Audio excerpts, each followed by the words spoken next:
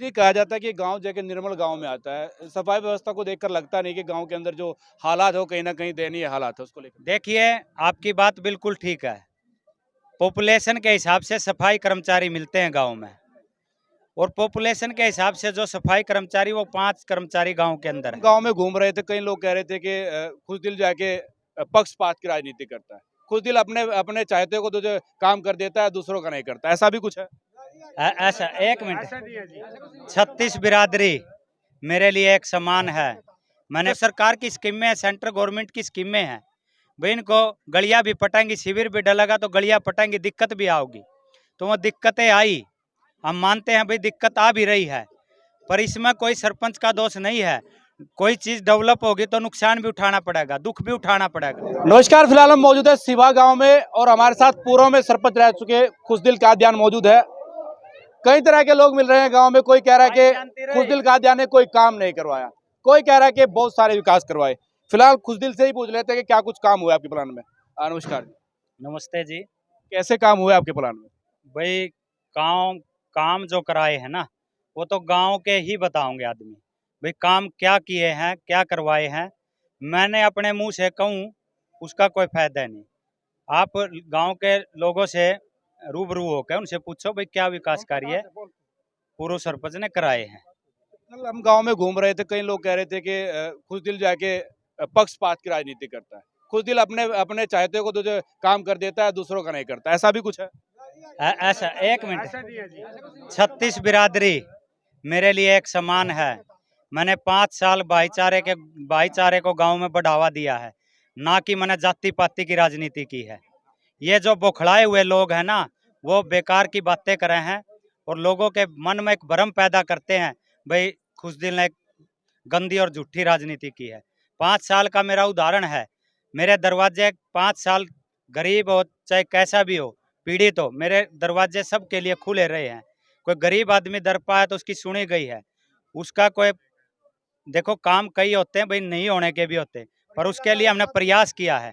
कोई एक भी आदमी अगर ये बता दे हमने कभी प्रयास नहीं किया, हम गांव छोड़कर चले जाएंगे। कई लोग ये भी आरोप लगा रहे हैं कि उनको जो कि पैसा नहीं मिल पाया, मकान काफी गहराई में उनके जा चुके हैं। आप क्या कहना चाहेंगे? देखिए, वो PMAY की स्कीम होती है, कई चीजें सरपंच के अधीन नहीं होती। सरपंच का काम होता है भाई कोई गरीब वंचित है, भाई हम उसके सर्वे करा सकते हैं, उसको मकान दिखा सकते हैं। देना ना देना वो सरकार के अधीन होता है।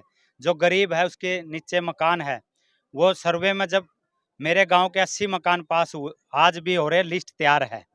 वो लिस्ट उठा कर देखो, जो गरीब का मकान आप लोगों ने देखा, अगर उस लिस्ट में नाम नहीं होगा, मैं जब भी गांव छोड़ जाऊंगा। मतलब आप कह रहे हैं कि PMY के में जो कि नाम उनका आया हुआ है, हाँ, हाँ। और जब अगला प्लान होगा तो उसमें जो है कि उनको सुविधा मिल पाएगी। बिल्कुल सुविधा मिलेगी, 100% मिलेगी। नहीं मिलेगी तो मैं उसका मकान बनवाऊंगा, ये इतने लोगों के बीच में कह रहे अच्छा, हैं। आपके प्लान में कितने करोड़ रुपए के काम हुए हैं?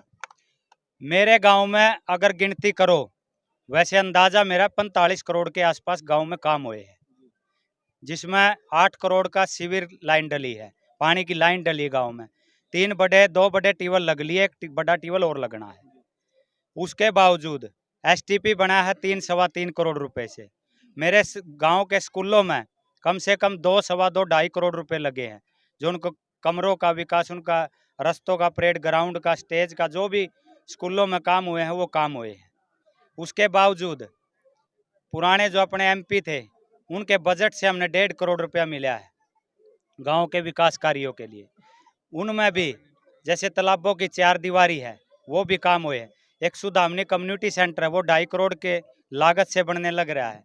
तो बहुत से ऐसे काम है जो मैं गिनवाने लगूँ तो काफ़ी टाइम लग जाएगा। तो खुशदिल जी, कहा जाता है कि गाँव जो है कि निर्मल गाँव में आता है। सफाई व्यवस्था को देखकर लगता नहीं कि गाँव के अंदर जो हालात हो, कहीं न कहीं दयनीय हालात है, उसको लेकर। देखिए, आपकी बात बिल्कुल ठीक है। पॉपुलेशन के हिसाब से सफाई कर्मचारी मिलते हैं गांव में, और पॉपुलेशन के हिसाब से जो सफाई कर्मचारी वो 5 कर्मचारी गांव के अंदर हैं। गांव की पॉपुलेशन, जो बाहर के किराएदार है ना, वो गांव से भी ज़्यादा हैं। पुराने जितने गांव के अंदर मकान थे, उनमें सभी में किराएदार हैं। देखो, वो कोई भी सामान लेकर आते हैं, एक पन्नी में लेकर आते हैं। तो सफाई की व्यवस्था मैं मानता हूँ थोड़ी ही डगमगा रखी फिलहाल के टाइम। क्यों, कुछ तो गलियां जो पट्टियां शिविर डला है, कुछ तो उनके कारण रास्ते खराब हुए हैं। कुछ कर्मचारी 4 हैं, गांव बड़ा है, चारों तरफ सफाई सही ढंग से उन पे हो नहीं पाती। कर्मचारी आगे बढ़ाओगे लगाओगे, गांव को पूरा साफ सफाई कर देंगे, कोई दिक्कत नहीं अगर गांव मौका देता है। एक व्यक्ति मुझे मिला, वो कह रहा था कि मेरी गली इसलिए नहीं बनी क्योंकि मैं किसी और पार्टी का सपोर्टर था, और खुशदिल जी ने कह दिया कि तुम दूसरी पार्टी के सपोर्टर इसलिए तुम्हारी गली नहीं। ऐसा भी कुछ है? ऐसा कुछ है? ऐसा है, ये चुनावी मुद्दे होते हैं। चुनावी मुद्दों में अपना मोल बनाने के लिए, लोगों को भड़काने के लिए इस तरह की राजनीति, इस तरह का सहारा लिया जाता है। मैंने 36 बिरादरी में किसी का पक्ष करके कोई काम नहीं करा, ये गांव मेरा गवाह है। तो खुशदिल जी बता दीजिए, अगर आप दोबारा चुन करके आते हैं तो सबसे पहला जो काम होगा, कोई ड्रीम प्रोजेक्ट आपने सोचा हो गांव के लिए? देखिए, ड्रीम प्रोजेक्ट तो यही होता है कि बच्चों को अच्छी शिक्षा दी जाए, बच्चों को खेलों के लिए अच्छी सुविधा दी जाए, यही प्राथमिकता होती है। दूसरा क्या है, हमने जब बताया है आपको, स्टेडियम 16.5 करोड़ की लागत से गांव में बना है, शायद ही हरियाणा के अंदर कोई स्टेडियम है। दूसरा, ठीक है, काम शिविर डले हैं, गलियां उखड़ी हुई हैं, अगर गांव मेरे को दोबारा मौका देता है 2 साल के अंदर सभी गलियां दोबारा बनवा दूंगा, ये मेरा वादा है। पिछले प्लान में ये काम नहीं हो पाए? ये काम देखिए, सड़कें गली कोई कच्ची नहीं रही थी गांव में। सरकार की स्कीम आई महाग्राम योजना के तहत, माननीय मुख्यमंत्री ने घोषणा की कि भाई हरियाणा के अंदर जो 10,000 आबादी से ऊपर गांव है, उनमें शहरी तर्ज पर शिविर और पानी की व्यवस्था की जाएगी। ये तो सरकार की स्कीमें हैं, सेंट्रल गवर्नमेंट की स्कीमें हैं। भाई इनको गलियां भी पटेंगी, शिविर भी डलेगा तो गलियां पटेंगी, दिक्कत भी आओगी। तो वो दिक्कतें आई, हम मानते हैं भाई दिक्कत आ भी रही है, पर इसमें कोई सरपंच का दोष नहीं है। कोई चीज डेवलप होगी तो नुकसान भी उठाना पड़ेगा, दुख भी उठाना पड़ेगा। सुविधा लेंगे तो दुख उठ के सुख मिलेगा, मानते हो ना? तो यही चीज है, कोई बात नहीं, परमात्मा गांव मौका दो, दोबारा फिर टाइम लगाओ नहीं गए, लेकर भी देख रखा, देकर भी 5 साल हमने विकास कार्य किस तरह करने हैं, किस तरह हमने जड़ पकड़ रखी है, कहाँ से पकड़ना, कहाँ से पैसा लेना है, कहाँ लगाना है, एक एक चीज का हमको पता है। गांव में इनकम के सोर्स बहुत होंगे? ऐसा है, जमीन है, कुछ पुलिस लाइन में गई हुई है पंचायत की, पहले कुछ जेल बनी है गांव में, कुछ उसमें पहले जा चुकी है, कुछ गौशाला बनी हुई है, वहाँ कुछ जमीन दे रखी है, कुछ बची है। 80-70 एकड़ किले अभी बचे हैं जिनकी बोली पंचायत करवाती है। अच्छा, आपने गौशाला का जिक्र कर दिया, एक सवाल पूछना चाहूंगा।